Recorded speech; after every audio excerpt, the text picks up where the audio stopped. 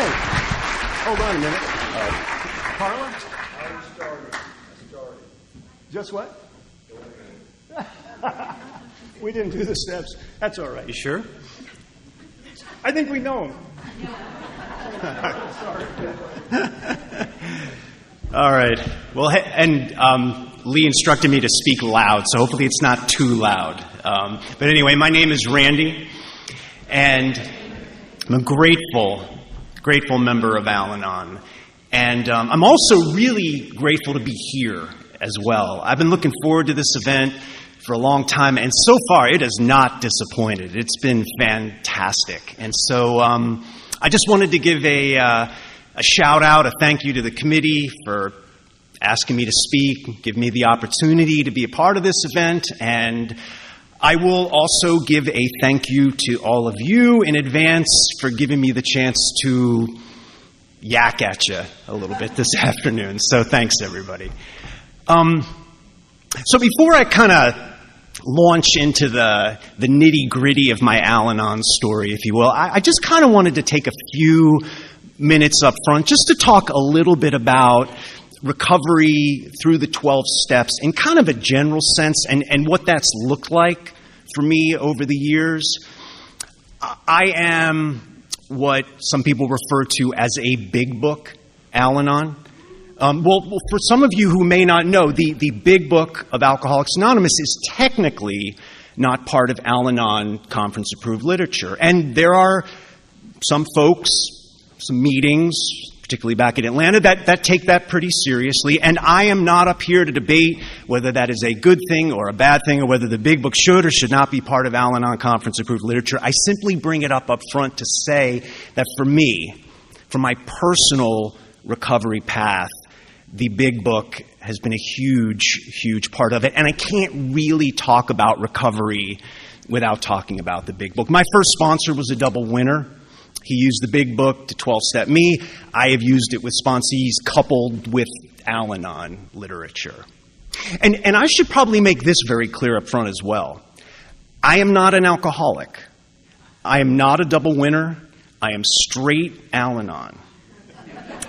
And I'm guessing there may be a few of you sitting there saying to yourselves, well, hey man, how do you get so much out of a book that is specifically written for alcoholics when you are not an alcoholic?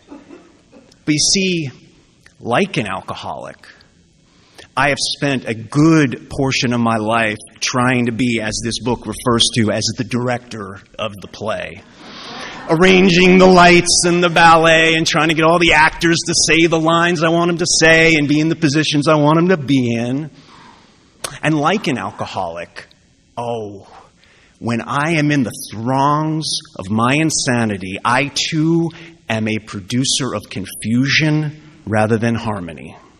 And like an alcoholic, I've spent most of my life thinking that all of my problems are due to all the people that don't act the way I think they should act, all the situations that I think shouldn't be the way they are. And listen, guys, don't get me wrong. I still do frequently fall back into the insanity of thinking that those really are my problems. But at some point in the course of my recovery, the lights started to come on. And I came to realize that the only single problem I have ever had, the only single problem I ever continue to have, is what this book refers to as the bondage of self. So like I said, this book's been a big part of my recovery. And if you were to hold my feet to the fire and ask me to pick out one line from this book that really kind of encapsulates the theme of my recovery, that really kind of summarizes what this process of recovery has looked like for me, well, I would say it's this one. And you all know it, but I'll say it anyway. Some of us tried to hold on to our old ideas, and the result was nil until we let go absolutely. It's an extraordinary line, if you think about it. If for nothing else, because of its uncompromising assertion. Bill doesn't say here, let go of some of your old ideas. You'll still get some benefit out of this. No, he says the result is nil, as in like zero, until we let go absolutely. Not 60%, not 70, 80, 90%, absolutely, 100%. And if you're like me, when you first got into your respective 12-step program of recovery, you probably focused on the low-hanging fruit, if you will, of old ideas. Like for the alcoholic that he still can control his drinking, or for the Al-Anon that he still can control people, places, and things and have his life be manageable at the same time. But as my recovery's progressed, what I think has characterized my growth in understanding and effectiveness for purposes of Step 10 is the continual uncovering, discovering, and discarding of old ideas that, I didn't even know were there. I have held such firmly entrenched beliefs in my life that I wouldn't have even characterized them as old ideas. They were just the truth. And so they went unquestioned and unchallenged. And I think that's true in some cases for me, even when it comes to my own personal past and history, which is very apropos to what I'm doing here today. And it's kind of the reason I'm bringing this up front, because I'm getting up here as a speaker, right? And I'm going to tell you a little bit about, quote, how it was. That's what we do when we tell our stories, right? But sometimes I wonder, just in some cases, if my recollection, my memory of, quote, how it was, is just another old idea. And I'm going to give you an example of what I'm talking about. And I was thinking about this story as I was driving up here from Atlanta. I was thinking back to a story that occurred when I was very, very young, when I was like 5 years old, involving me and my stepmother, who, by the way, may very well be an untreated Al-Anon. She was the daughter of a man who, by all appearances, was an alcoholic. Anyway, she and I were in the kitchen, and she dropped like a pot or a pan. And I was standing there, and I didn't help pick it up. Okay, now here's how I remember the incident going down. She then proceeded to yell at me, get in my face, and tell me what a rude and inconsiderate and selfish little boy I was. And man, I am telling you, after that, there was never a moment where if like a pot or pan fell where I didn't help pick it up or clean it up. Hell, if I was in another room doing whatever the heck I was doing and I heard something fall or break, I would immediately drop what I was doing and come rushing in to help. And I carried that with me into my adult life, always on high alert for the pot or the pan that falls in the kitchen. Always on the lookout for someone in need of help, because it's my job to fix and to rescue and to save them. It's my job to clean up the messes that fall in people's lives. It's my job, as I said, to pick up the proverbial pots and pans that fall in everybody else's lives. So you think about it. I narrated a story to myself, and think of the effect that it had on my adult life, right? Now, if you were to ask my stepmother about this incident, she would tell you a completely different version of events. She would say, I don't remember yelling at Randy like that. I don't remember saying any of those harsh things to him. And to the extent maybe I was a little harsh, it wasn't because I was angry with him. It's because I wanted to teach him the importance of being helpful. I wanted him to grow up to be a helpful and caring individual. I wanted Randy to grow up to be the man that I knew he could be. So what if, just what if, I have looked back on this incident as a sure indication that my stepmother didn't love me? But what if it actually was an indication that she did, albeit maybe in her own way? Old ideas. Old ideas. Some of us tried to hold on to them, and the result was nil until we let go absolutely. which can be a pretty disconcerting proposition if you think about it, because once I start questioning my old ideas, then what's left? Who would I be without my old ideas? If I can't trust my judgments and my perceptions, and I do think the disease of alcoholism is a disease of perception, well, then I'm just kind of left with this kind of like I don't know space, this vacuum. And man, that can be scary. But that's what I think ultimately recovery through the 12 steps has been about for me. That's where I think ultimately these 12 steps have been leading me. And that's what I think ultimately the spiritual awakening that's promised at the end of step 12 has been all about. Moving away from the sureness of all my old ideas, letting go of everything that I thought to be true, and more towards a willingness to question everything, more towards a willingness to be wrong. Again, maybe about even everything. So, now that I've told you that you can't trust a single word that comes out of my mouth, let me tell you a little bit about my Al-Anon story. Talk about pulling out the rug from underneath myself here. So listen, as far as Al-Anon stories go, and I've heard my share in the rooms over the years, I actually think mine's a little different than the typical Al-Anon story you hear at typical Al-Anon speaker meetings. For one thing, I didn't grow up in an alcoholic home. My parents weren't alcoholics. They'd have a drink or two with dinner once in a while, but I don't think I've ever even seen him drunk. Sister, not an alcoholic. Cousins, aunts and uncles, not alcoholics.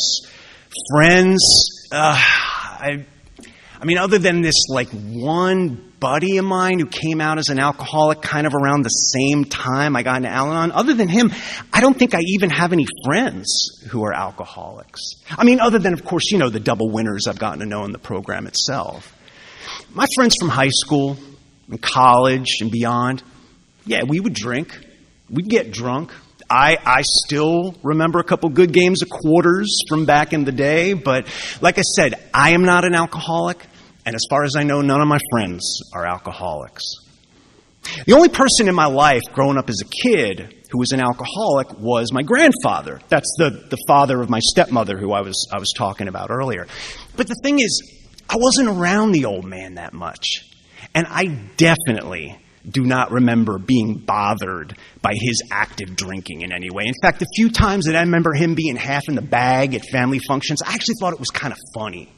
I remember my cousins and I, we had this old camcorder, and when he'd get all liquored up at the family function, we'd kind of sneak around, and we're filming him, and we're laughing and cracking up and stuff. So, like I said, I didn't grow up with active drinking directly in my face like I'm sure so many of you did.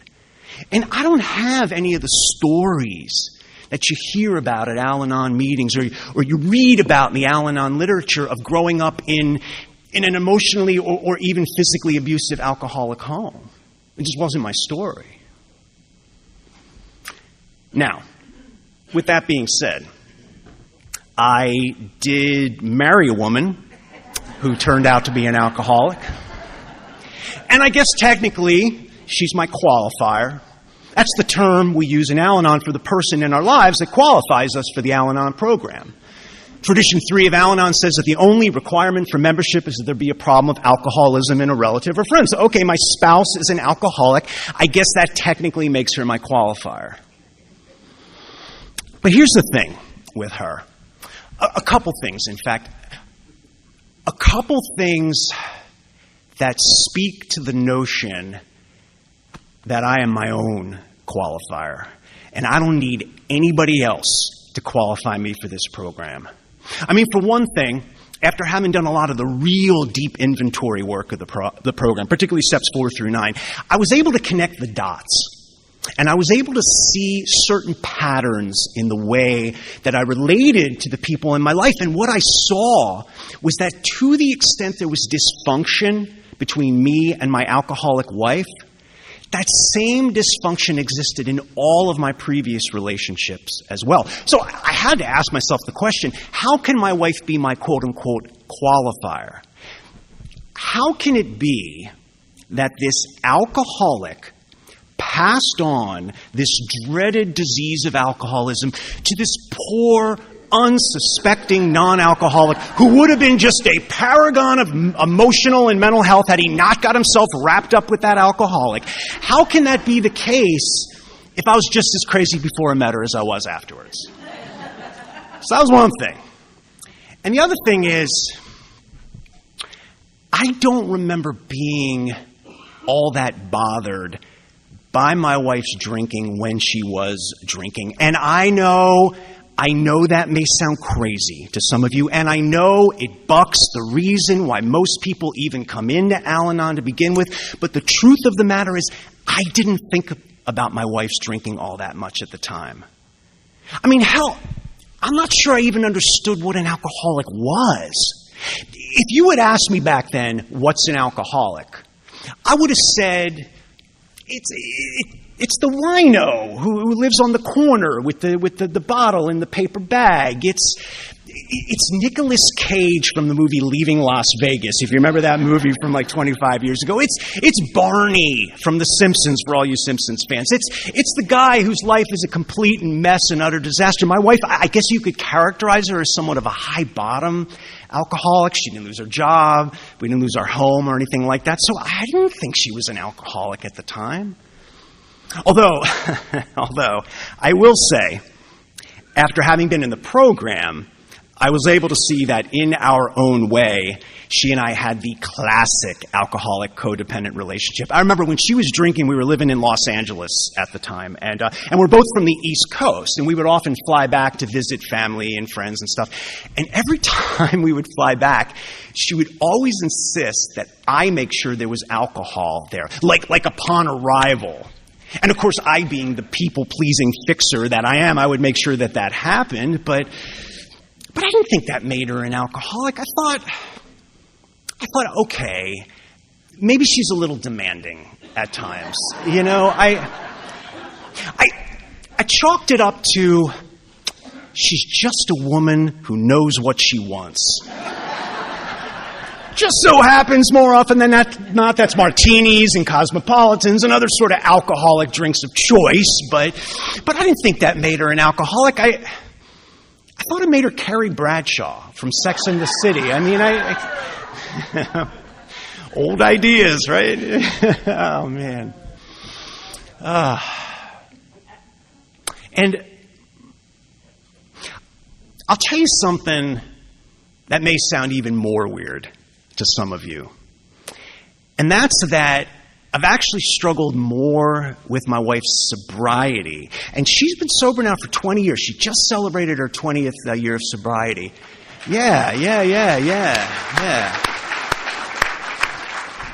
But with that being said, I've struggled actually in some ways more with her sobriety than I ever did when she was actively drinking. And I think there are a couple reasons for that as well. One, like I said, she was kind of a high-bottom alcoholic. So, maybe the consequences of her drinking may not have been as severe as, say, in some other cases. And I think also, and this is just a general observation from a non-alcoholic in a relationship with an alcoholic, but I think sometimes it can be challenging living with a sober alcoholic. I mean, look, you take the alcohol away from the alcoholic, and when times get really, really rough, things can get a little squirmy for the alcoholic. So I think in some cases it can be as tricky, if not trickier, living with the sober form of alcoholism as it is the active drinking form.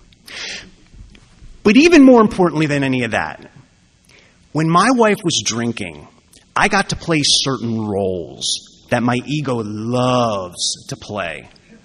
For instance, I got to play the role of hero that saves the alcoholic from herself. And I love playing the role of savior because it makes me feel needed and necessary and important. An uncomfortable truth that I needed to come to terms with. An uncomfortable truth that I could no longer postpone or evade was that I would actually seek out needy and broken people in my life. Have you ever heard sometimes people share meetings, people will say, my picker was broken, right? And of course they're referring to their choice of romantic partners. Me? Oh, my picker worked just fine. Like I said, I would seek out needy and broken people. Maybe not consciously, maybe it was more of an unconscious level, but the idea was that if you needed me, then maybe I could feel needed. If you needed me, that means you wouldn't leave me or abandon me because it made me indispensable. So I need you to need me. I want you to want me. I'm like a walking Cheap Trick song, if you remember the song in the van, right? Oh, man.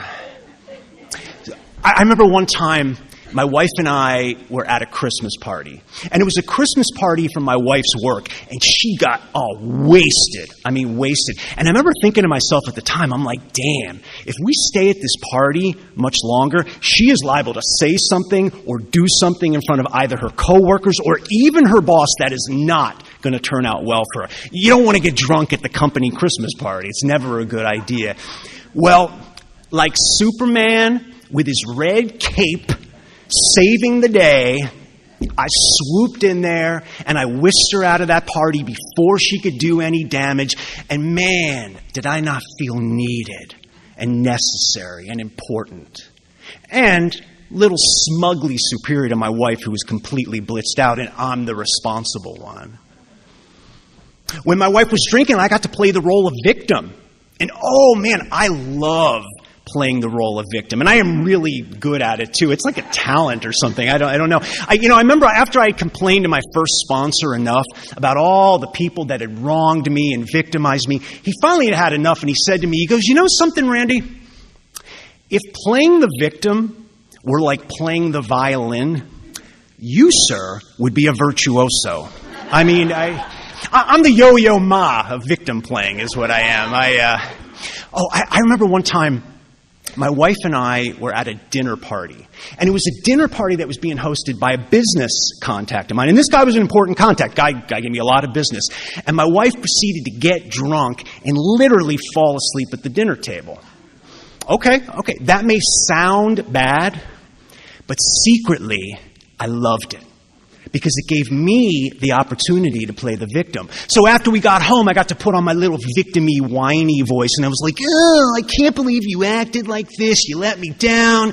You always let me down, and blah, blah, blah, blah, blah, blah, blah. You see, I use guilt as a form of control. I use guilt as a form of currency. Because after I got to make my wife feel sufficiently guilty about the way she acted, well, then she owed me. And then I could get her to do what I wanted her to do.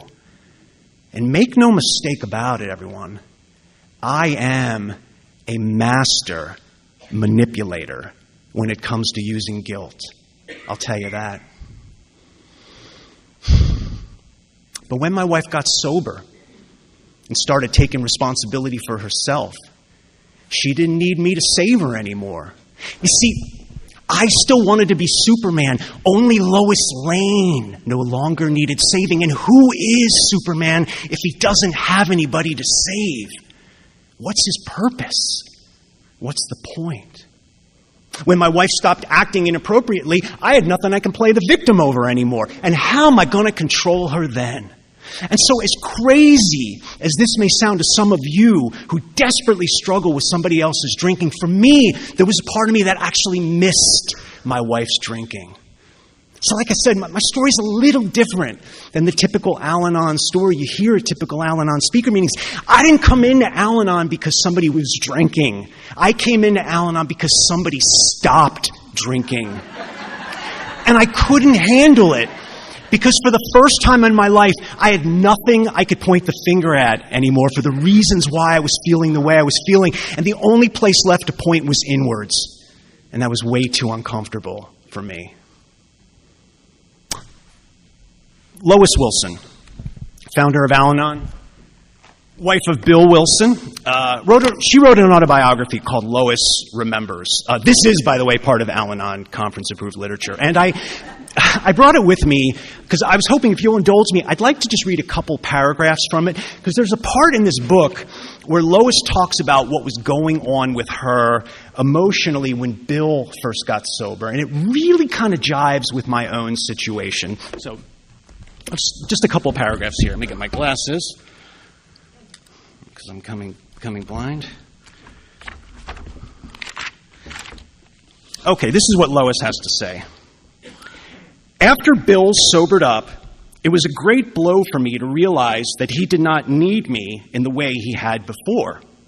My primary aim in life, helping Bill achieve sobriety, had been canceled out, and I had not yet found anything to take its place. Slowly, I recognized that because I had not been able to cure Bill of his alcoholism, I resented the fact that someone else had done so, and I was jealous of his newfound friends. Little by little, I saw that my ego had been nourished during his drinking years by the important roles I had to fill. Also, my ego was bolstered by my ability to support us both, however meagerly, and to make the family decisions that Bill was incapable of making. I had felt myself very much needed. I also saw that I'd been self-righteous and smug, thinking I was doing for Bill all that any wife could do. I have come to believe that self-righteousness is one of the worst sins. Yes, sins. It is impregnable. No shaft of light can pierce its armor.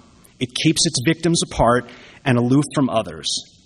When Bill stopped drinking, no doubt I continued trying to run things, and it took me a long time to adjust to the role of partner. God, through the Oxford group, had accomplished in a twinkling what I had failed to do in 17 years. One minute I would get down on my knees and thank God, and the next minute I would throw things about and cuss the Oxford group. Since then, I've taken a daily inventory and tried to be honest with myself, to analyze my thoughts and feelings as objectively as possible. It is so easy to fool oneself. The habit of rationalizing motives is hard to overcome, and I'm sure I still do it without realizing it. But over the years, I've begun to understand myself just a little. Damn. You go, girl. I think what Lois is talking about here, at least in part, is just how easy it is for us non-alcoholics to see the addiction in someone else but not see it in ourselves. When the truth of the matter is, in content, I am as much an addict as anybody who is addicted to a substance, such as alcohol or drugs. I mean, where do I even start, right? I mean, I've been addicted to approval. I've been addicted to the positive reactions of others. I've been addicted to work. I've been a workaholic. I've been addicted to achievement and success and getting ahead. I've been addicted to friends. I've been addicted to romantic partners. I've been addicted to my iPhone. I've been addicted to my favorite sports teams. I've been addicted to Netflix. I've been addicted to just feeling comfortable. You know, I think a lot of times most people, when they hear the term addiction, they generally regard it as involving some sort of substance such as alcohol or drugs. But for me, from the perspective of the non-alcoholic, I tend to define that term more broadly. To me, addiction is just needing anything outside myself in order to be okay. Whatever that thing is that you use to stuff down those feelings of not enoughness, to numb or distract yourself from the pain of being you. You know, Chuck C., the great AA speaker, new pair of glasses. I heard a story that about a talk he gave where he was talking, and then every so often he would look at somebody in the audience and he would say, "What controls you?" And then he would go back to talking, and then he would look at somebody else and he would say, "What controls you?" He's talking about addiction.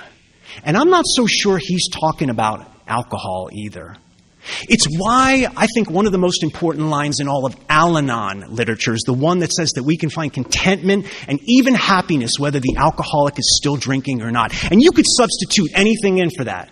I can find contentment or even happiness whether you approve of me or not. I can find contentment or even happiness whether I get the promotion at work or not. That's the essence of non-addiction. It's what we call in Al-Anon detachment. But the moment I need things to be a certain way, then I am back down that rabbit hole. And whether it's needing somebody to save for the Al-Anon, or whether it's needing a bottle of Absolute for the alcoholic, from the perspective of the purpose that they serve, they function the same way. And listen, I want to be very, very, very clear here. In no way am I trying to minimize what those of you who have struggled with an alcohol addiction have gone through. And I would never be so condescending as to say that I know what it's like to be an alcoholic, because I don't.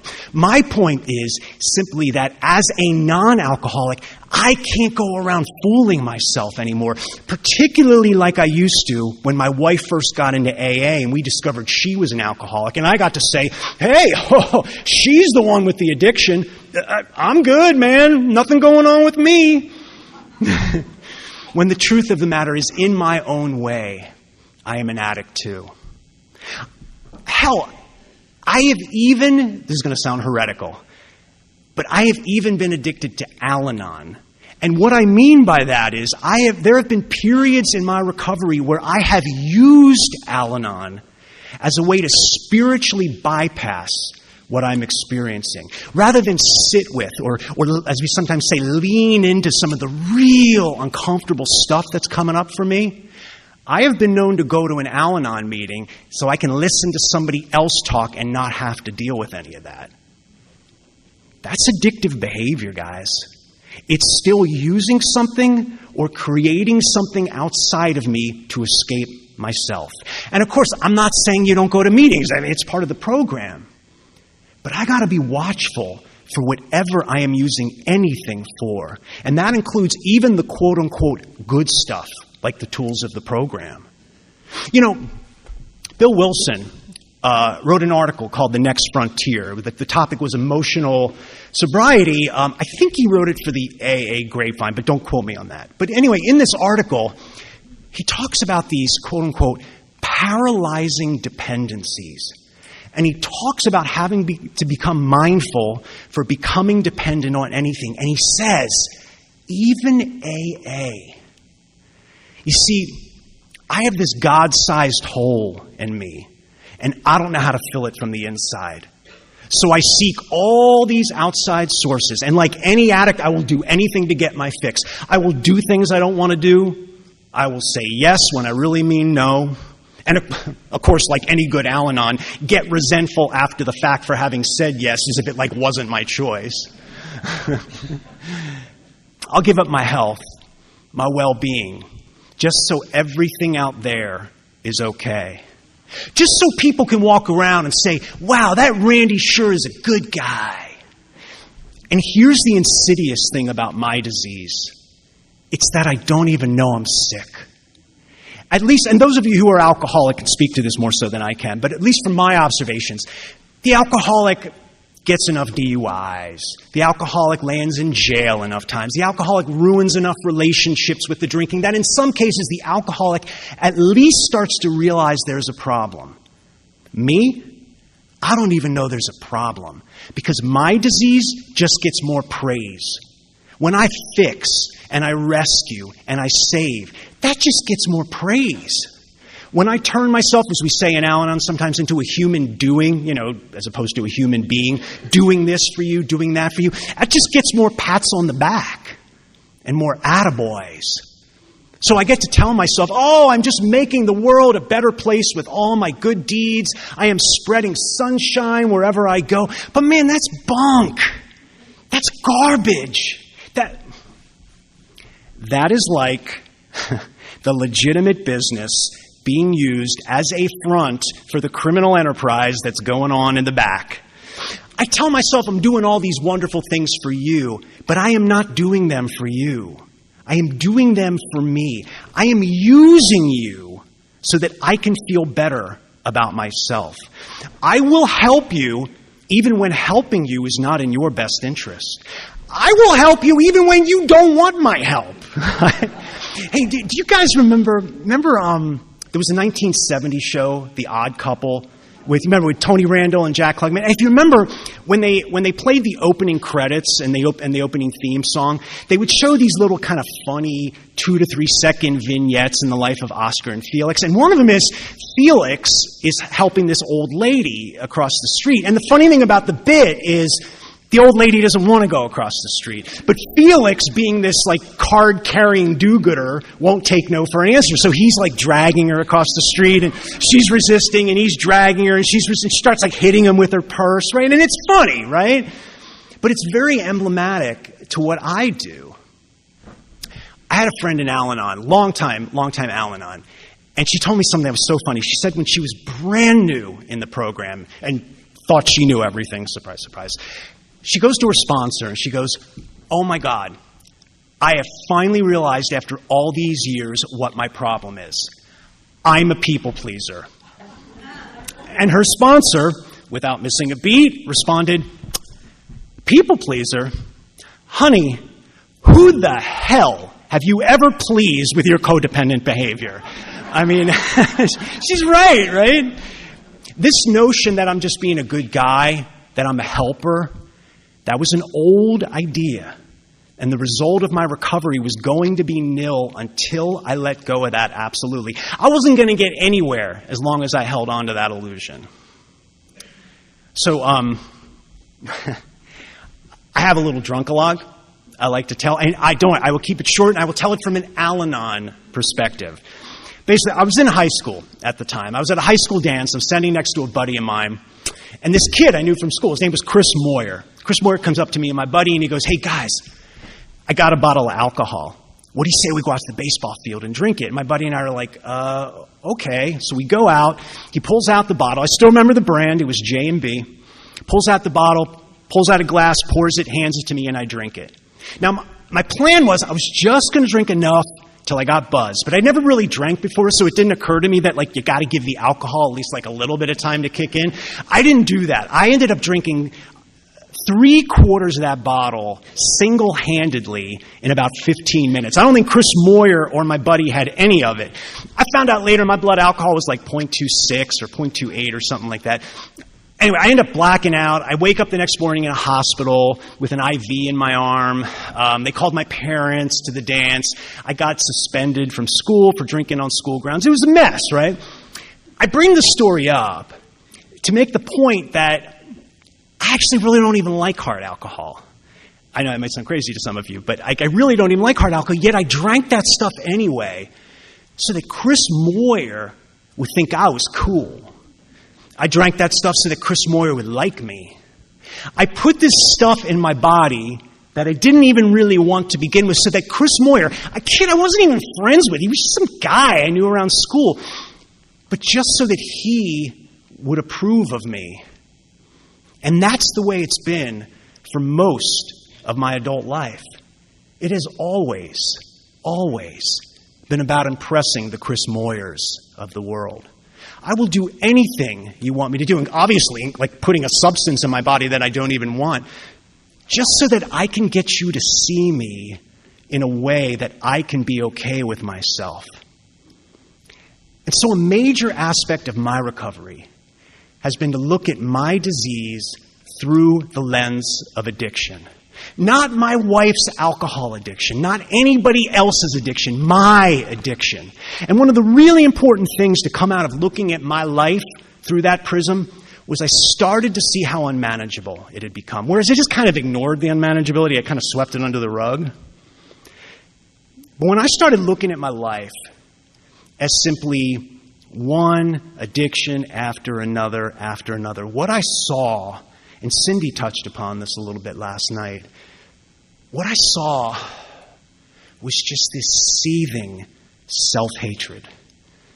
Just this intense feeling of inadequacy, just this intense dislike for myself that I papered over with people, with things, with possessions, with good deeds, with approval seeking.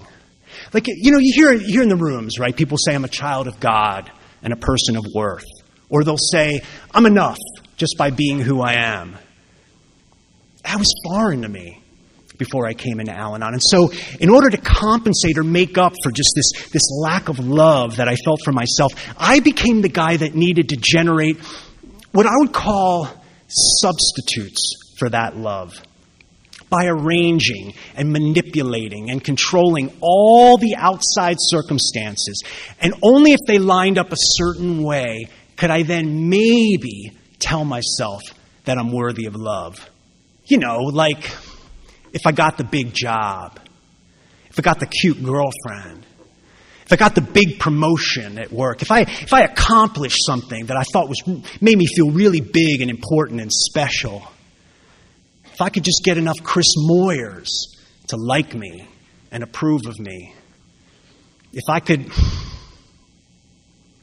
just fix, save, rescue enough people, if I can just help enough old ladies across the street, if I can just rescue enough puppies or kittens, this is good, if I can just sponsor enough people in Al-Anon and save all the poor souls in the program by imparting all my wonderful wisdom on it. Yes, this followed me into the nuts and bolts of my program of recovery itself.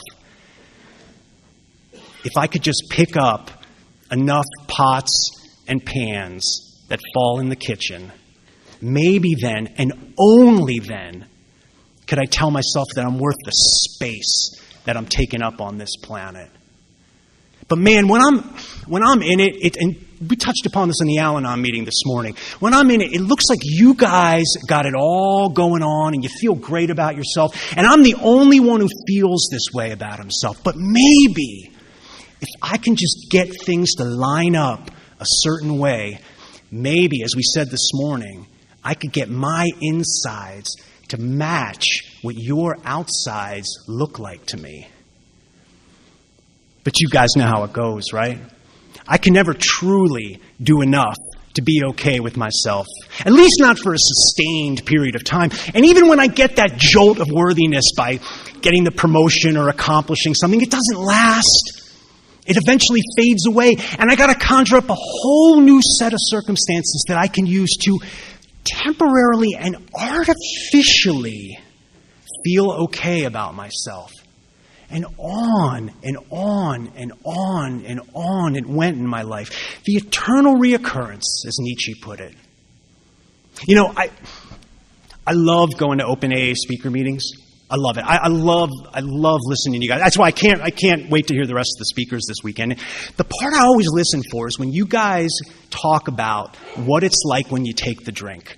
What it's like when the liquor goes down your throats, takes its effect, and how the fear and the self-loathing kind of fall away. Because that's how it is with me, too, whenever I get my fill of fill in the blanks. Whatever I'm using to be okay with myself or to medicate myself, when I get that, I'm okay for a little while. But the problem, as we know, is that God-sized hole is there. And eventually, when that stuff starts wearing off, then I'm back to all those feelings again. And this is interesting, too. Like alcoholism is to an alcoholic, my disease is also a progressive one as well. Because whatever I'm using to be okay with myself, after a certain amount of time, it starts to lose its effectiveness. And I gotta have more. And it doesn't matter what it is. It could be more money. It could be more approval. It could be more possessions. It could be more friends. It could be more knowledge. It could be more spiritual self-help books. It can even be more misery and more suffering so that I could feel like more of a victim. Just more of something. And the bar in life was always in front of me. And like Sisyphus pushing that boulder up the hill only to have it roll back down again, there was never a moment in my life where I felt like I had arrived at a place of equanimity. And eventually my need for these things, these paralyzing dependencies, as Bill put it, eventually my need for them became insatiable, and the pursuit of them made my life unmanageable. So like I said, a major aspect of my recovery was to look at my life through the lens of addiction.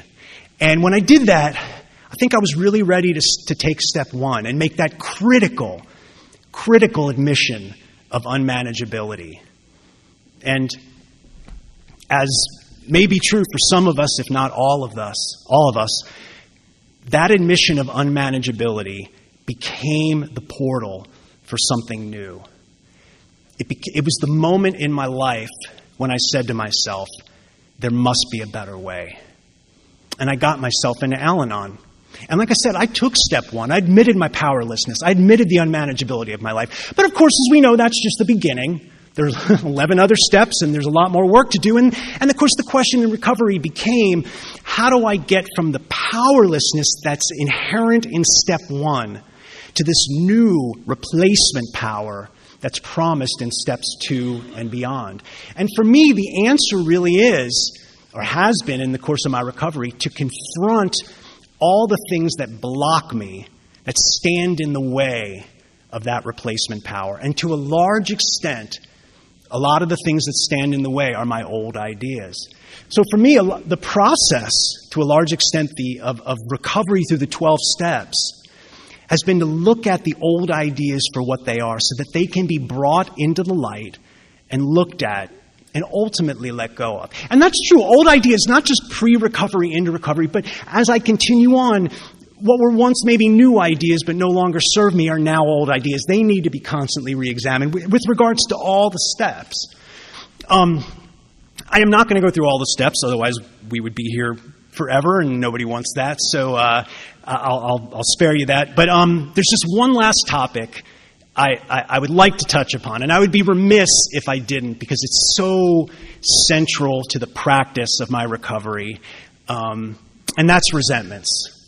Because, resentments and grievances, they pop up all the time in my life, and that really is, for me, ground zero for my practice of recovery. So I just want to talk a little bit about that, and then I will wrap up. I'd like to focus on the 4-column resentment inventory that's outlined in the big book. I'm guessing most people here are probably familiar with it, but in case there are some people that are new or not familiar with it, the big book sets forth this 4-column method for deconstructing resentments. And the column 1 is the who, the person you got the resentment against. Column 2 is what did they do. Column 3 is, what did it affect in me? And I'll talk a little bit more about that, because I think, as you'll see, for me, that's where the rubber meets the road. And then column 4 is what I like to call, how might I see the resentment differently? And a lot of times we refer to it as, what's my part? And early on in recovery, most of my resentments were, or resentment inventories, I should say, were behavior-based. In other words, I would look at what the guy in column 1 did in column 2, and then when I got to column 4, I would say, okay, well, what did I do to maybe contribute to the conflict? And that approach, while helpful to a certain extent, and I don't want to poo-poo it because it was exactly what I needed early on, but at some point I started getting resentments, and I didn't necessarily do anything to contribute to the conflict. Keep in mind, I am an Al-Anon. I don't necessarily do things that are overtly hostile. My MO is a little more subtly manipulative. I will do the nice things for you so I can get you to like me. So a lot of times I would get a resentment, and I didn't necessarily do anything to contribute to the conflict in a direct and overt fashion. But this idea that I only had a role in the resentment if I did something to contribute to the conflict, that became an old idea that needed to be let go of. And when I saw, as I said, just how subtly manipulative I can be, I was absolutely able to see that I had a role in the situation that gave rise to the resentment. So that was one big shift. But even that was not the end game. There was still a bigger shift yet to come. And that was moving beyond behavior altogether. Shifting my role in the resentment from one of behavioral contribution to one of attachment. What I saw was that underneath the resentment, the real problem was how I saw myself. As I've said, just this lacking individual who was just inherently not good enough and needed all these outside things to fill the void, to fill the emptiness. Those things, that's all the stuff that's listed in my column 3. And when I talk about column 3, I go beyond just like the bare bones in the big book, like self-esteem and pocketbook, and I get very, very specific about the things that are being threatened. Those are all the aspects of the bondage of self that allow me to even be affected by what the guy in column 1 did in column 2. To put this another way, once I started looking at my resentments in terms of my own attachments, then my column 4s started becoming the same for every single resentment, one after the other. And that was the fact that there's a column 3. Hypothetically, if there wasn't a column 3, and those are all my attachments, my addictions, my needs, my wants, if they didn't exist, I could never get a resentment. It was an incredible realization for me. And the marvelous thing in resetting the resentment inventory in this fashion is it now becomes a tremendous opportunity to go deeper and to excavate all those attachments, all those aspects of self that I don't even know are there. And I wouldn't have had occasion to know were there had the guy in column 1 not done what he did in column 2. Because I don't know about you guys, but my ego is a trickster. It will convince me there is nothing to see.